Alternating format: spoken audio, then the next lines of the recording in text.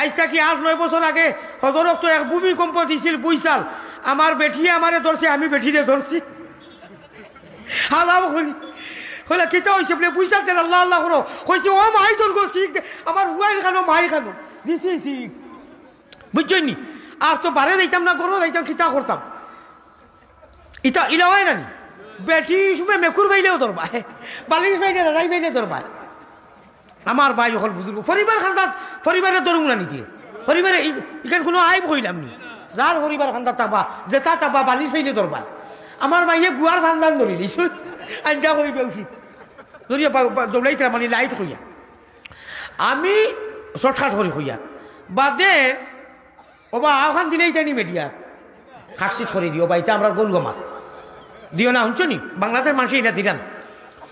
তো বড় বড় ফুয়াই নিয়ে সরম পাইবা বলে আব্বাই মাইরে ধরি দিয়েছ কইছিলাম